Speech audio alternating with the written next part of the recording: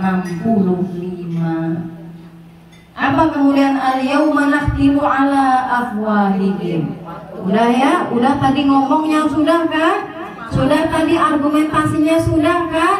Udah bilang kamu sholat, kamu ini, saya ini, saya itu. Udah selesai, dikunci mulutnya.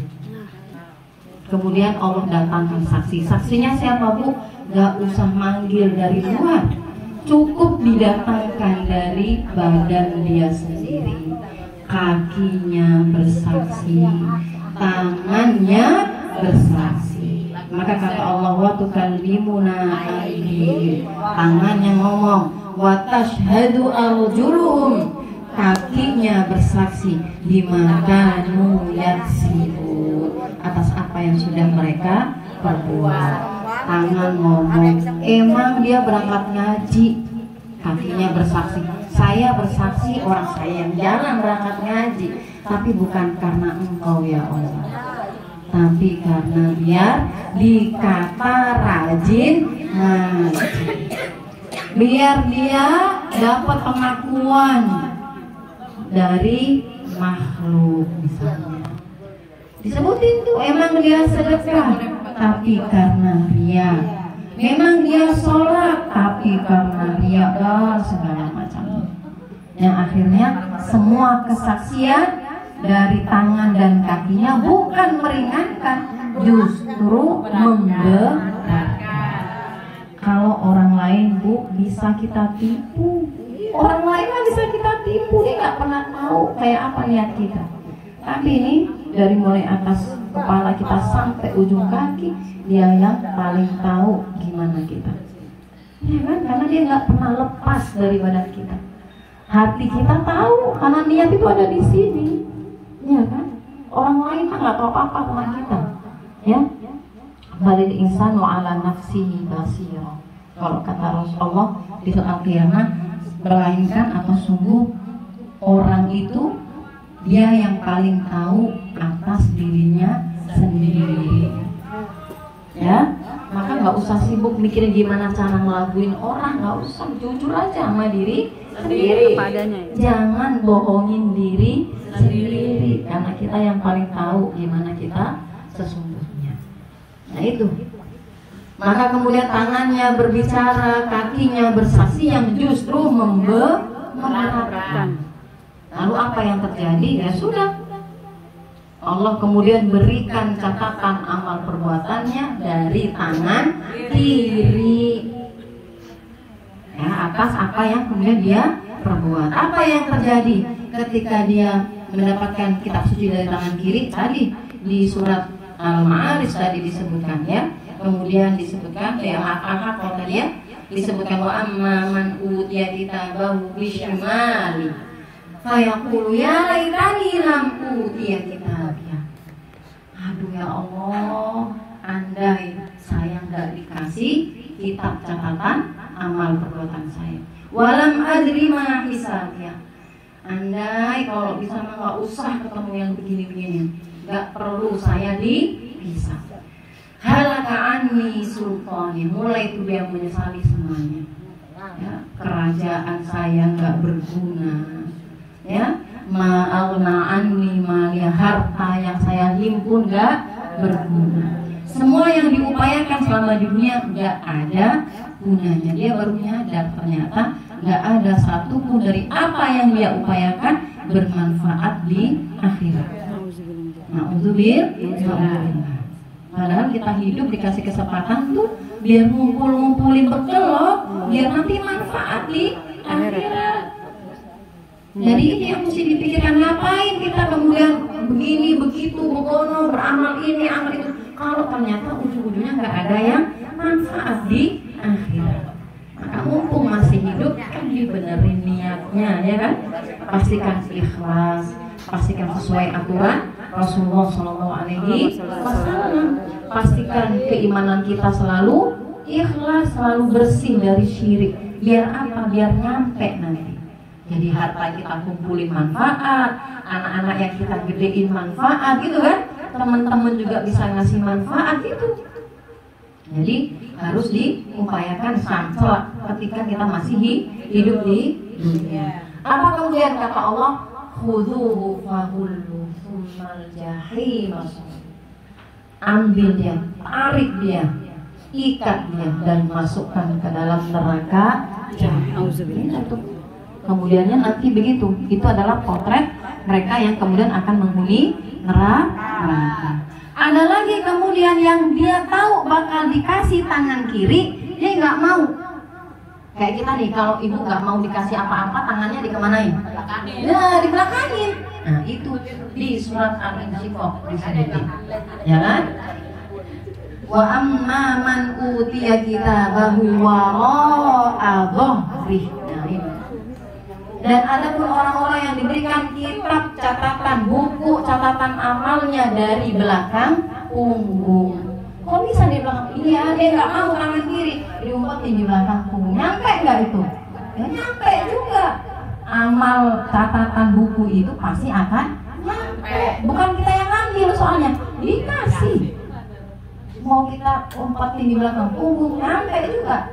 Alhamdulillah. Ada juga orang-orang yang mengambil buku catatannya diberikan dari belakang punggung. Apa yang terjadi? Fasaufa yad'u subura. Yang dia bisa lakukan hanya dia berteriak, celakalah aku. Udah pengen mati aja, pengen jadi debu. Nah, kalau di surat An-Naba, yaqulu ya laitani kuntu turaba. Bisa nggak ya saya jadi debu aja dah sekarang? Mumpung masih hari pembalasan, hari yaumul hisab nih, mumpung belum ada timbangan amal, belum ada sirot, biar nggak nyampe masuk neraka, boleh nggak saya dihancurkan sekarang aja? Udah pengen game over aja duluan, boleh nggak? Nah segitu. Jadi mendoakan kehancuran diri sendiri karena dia tahu nanti di tahapan berikutnya pasti makin susah lagi sampai mendapatkan kesusahan yang kekal selama-lamanya ya ketika di neraka. Waliyadzubillah. Nah ini juga menjadi tantangan untuk kita mempersiapkan agar hari tadi ya hisab tadi, pembalasan tadi, hari pertanggungjawaban kita, persidangan kita di hadapan Allah SWT semoga menjadi mudah. Nah itu ya, maka butuh bekal dari sekarang. Nanti yaumul hisab baru tuh deh yaumul mizan, nggak langsung selesai ditimbang. Sampai segitu banget dah hitung-hitungannya. Iya, karena Allah ingin memastikan hanya keadilan Allah yang berlaku. Allah nggak kepingin zalim. Ditimbang tuh nanti yang di surat Al-Qari'ah, fa amma man khaffat mawazinu, gitu kan? Wa amma man thaqulat mawazinu fahuwa fi 'ishatir radiyah. Kalau timbangan amal solehnya lebih berat, udah pasti nanti masuk surga. Wa amma man khaffat mawazinu fa ummuhu hawiyah wa ma adraka ma hiya narun hamiyah. Kalau pas ditimbang kok amal kebaikannya ringan, berarti lebih berat dosa-dosanya. Ya udah pasti nanti ujung-ujungnya harus masuk ke dalam neraka. Ya, naudzubillah. Kembali lagi, timbangan bobot amal. Banyak amal-amal yang berat timbangannya, tapi mudah sebenarnya dilakukan, cuman kita sepelekan. Ya kan? Contoh nih, kalau kata Rasulullah apa yang paling populer? 2 kalimat. Khafifatani 'alal lisan, ringan diucapkan lisan, tapi saqilatani fil mizan, tapi dia itu berat timbangannya di yaumil mizan. Apa itu? Subhanallah bihamdi, subhanallahil azim. Udah. Nah itu aja kita kadang nggak istiqomah tuh zikir gitu, benar gak? Zikir-zikir itu ringan loh diucapkan, nggak nyampe kita keringetan, modal duit juga enggak, cuman komat kamit aja. Cuman karena kita sudah terlanjur sibuk sama dunia, hati kita udah penuh sama urusan dunia, nih akal otak ngingetnya udah inget urusan dunia, jadi buat pikir pun susah. Na'udzubillah. Makanya minta sama Allah, Allahumma inni ala dzikrika wa syukrika wa husni ibadatik. Minta ya Allah, kasih saya pertolongan biar bisa terus pikir, terus bersyukur ya, terus beribadah dengan baik.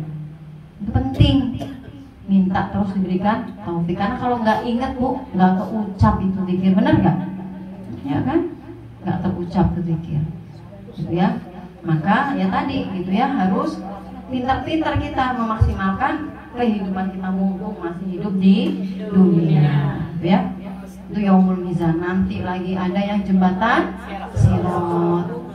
Itu apa yang terjadi dalam riwayatnya? Itu Rasulullah luar biasa. Orang pertama yang melewati Sirat itu kan Rasulullah SAW.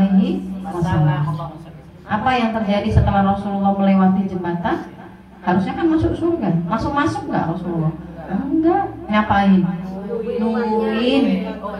Lu kebayang nggak? Nungguin tuh di depan pintu surga. Tuh saking sayangnya Rasulullah sama kita tuh. Kayak orang tua yang nggak bisa makan kalau anaknya belum makan, ya. Nggak bisa tidur kalau anaknya belum pulang. Nungguin harap-harap cemas gitu di belakang pintu rumah. Ini pulang kapan nih bocah? Lagi di mana nih dia? Selamat apa enggak? Udah makan? Gitu. Sayangnya Rasulullah sama kita. Nah, beda sama kita ya. Kita ingat Nabi kapan? Kalau momentum Maulid baru ingat. Ingat doang itu juga. Kadang-kadang gitu. Ya kan? Nah, iya gitu. Kalau Rasulullah sayangnya, cintanya itu nyata buktinya. Dalam riwayat disebutkan Rasulullah kemudian menunggu di situ sambil ngeliatin satu-satu umatnya lewat jembatan Sirat. Sambil ngapain? Sambil doa. Apa yang didoakan? Ya Rabbi salim, salim. Ya Allah, itu umat saya tuh Musdalifah. Selamatkan dia ya Allah, selamatin dan ya begitu terus. Itu umat saya tuh Roni, ya Allah selamatin, ya selamatin biar enggak tergelincir. Disebutin satu-satu semuanya dapat doanya. Salim, salim. Itu cuma itu doanya. Selamatkan dia ya Allah, selamatin, selamatin, selamatin. Gitu. Maka ini luar biasa. Karena memang melewati jembatan Sirat itu nggak gampang. Kalau di riwayatnya rambut kita dibagi jadi berapa? Nah, rambut sehelai rambut aja udah tipisnya kayak apa? Selain itu tajamnya luar biasa. Tapi apakah semua sulit melewatinya? Kata Rasulullah ada yang cepat banget, secepat kilat. Ada yang sekedepitan mata. Tapi ada juga yang susah, harus sampai rangka-rangka. Tuh kebayang nggak? Kebayang nggak sih Bu? Kita aja kalau main yang outdoor activity tuh Bu, outbound, kan kita yang gelayutan itu kan tambangnya gede ya Bu. Itu coba jalannya aja gimana? Padahal kita bisa pegangan atas, ada pengaman. Ini nggak pakai pengaman, nggak ada pegangannya, ya kan? Maka sampai ada yang rangka-rangka, ada yang sampai pelan-pelan, ada yang lewat kemudian jatuh, terus pegangan lagi dan segala macam. Ya, bukan perkara mudah, ya, bukan perkara mudah kita melewati jembatan Siratal Mustaqim ya, jembatan Sirat ini yang menjadi akhir dari tahapan kita sebelum ke surga atau ke neraka. Maka penting buat kita untuk selalu ingat sama Allah, gitu kan? Karena nanti nggak ada yang bisa kita andelin kecuali hanya pertolongan Allah Subhanahu Wa Taala dan juga syafaatnya Rasulullah Shallallahu Alaihi Wasallam. Baru setelah itu tinggal ke surga atau ke neraka. Kalau mereka yang neraka nih, naudzubillah min dzalik, ada nggak kesempatan untuk bisa menikmati surga? Ada. Ya, ada. Paling enggak kata Rasulullah yang penting dalam hatinya ada satu kebaikan walaupun sebesar biji zarrah.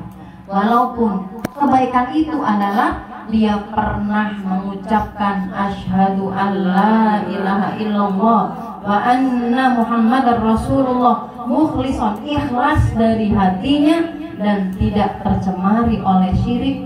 Walaupun hanya itu bisa menyelamatkan dari siksaan api neraka. bisa tuh nanti diambil, disucikan kemudian masuk ke surga, gitu ya. Maka perbanyak amal-amal soleh kita, termasuk ngumpul dengan orang-orang yang baik. Karena ini kayak gini-gini nih, nanti kita bisa saling mengandalkan. Pengennya begitu. Pengennya kita bisa saling mengandalkan. Walau kita nggak bisa berbagi kebaikan nanti, karena masing-masing butuh. Tapi mudah-mudahan karena kita saling mencintai karena Allah. Karena nanti ada juga disebutkan penghuni surga yang terakhir itu ada di momen ketika orang-orang surga itu mereka menuntut sama Allah. Apa yang dijadi tuntutan? Mereka bilang sama ya Allah, oh saya nggak ketemu sih sama si ibu ini. Padahal dulu itu geng kita loh kalau pas ngaji di Majelis Sholat. Dia itu rajin loh, gini. Itu mereka akan menuntut, memperjuangkan saudaranya. Cari kali di lebih tinggi surganya, di atasnya ada, kita udah keliling, udah ada di atas sampai surga bawah nggak ketemu juga. Ya kalau dicari di surga nggak ketemu mah, iya satu lagi cari di neraka. Apa yang terjadi? Mereka kemudian berbondong-bondong cari di neraka. Ada nggak orang-orang ini? Sampai kata Allah, cari sebanyak-banyaknya, keluarkan semampu kalian bisa, siapapun yang dalam dirinya ada kebaikan. Oh jadi keluarin yang punya kebaikan segala macam. Ditanya lagi sama Allah, sudah ya Allah, cari lagi. Barangkali masih ada yang cari lagi. Terus begitu sampai terakhir tadi dalam sebagian hadisnya, sampai Allah bilang cari lagi. Walaupun kalian temukan dalam dirinya hanya ada satu kebaikan, walau sebesar biji zarrah. Yaitu tadi yang berupa keimanan tadi, syahadat, beriman kepada Allah dengan ikhlas dan sempurna, tidak tercemari oleh syirik. Maka keluarkan dia dan berikan pertolongan, biarkan dia masuk surga. Maka nanti kita saling cari ya Bu, saling mengandalkan kita satu sama lainnya. Ya, yang penting ukhuwah kita ikat dengan tadi atas nama fillah, gitu ya, saling mendoakan. Mulai dari di dia sekarang saling mendoakan saudaranya, nggak nunggu nanti pas meninggal aja, dari mulai sekarang, gitu ya. Nah terakhir itu ya tentang hari akhirat. Terakhir keimanan, rukun iman yang keenam adalah ya wabil qadari khairihi wa syarrihi minallahi ta'ala. Rukun iman yang keenam adalah kita percaya, beriman kepada qadar Allah, baik dan buruk, bahwa semua itu dari Allah Subhanahu wa ta'ala. Apa artinya? Disebutkan bahwa yang namanya al-qadar itu apa sih? Al-qadar itu atau kita bisa dibilang takdir. Disebutkan di sini oleh Imam An-Nawawi, ijazullah al-asya alal wajhil ladzi arada fa huwa muta'alliqun bil qudrah wal iradah. Jadi yang namanya qadar atau takdir itu adalah ketika Allah sudah mewujudkan apapun. Jadi artinya sudah terjadi ya Bu, berarti ketika Allah mewujudkan apapun atas dasar kehendak dari Allah Subhanahu wa ta'ala. Kalau qadha itu apa? Qadha itu iradatullah, kehendak Allah al-azaliyah yang bersifat azali, al-muta'alliqah bil asya ala ma hiya alaihi fa ta'alluquhu bil iradah. Jadi bedanya mungkin secara mudahnya kita biasa artiin qadha ketetapan, kalau qadar takdir. Qadha itu semua yang Allah ingin kehendaki terjadi, itu namanya qadha. Kalau sudah terjadi, itu kita bilangnya takdir, qadar tadi. Paham ya?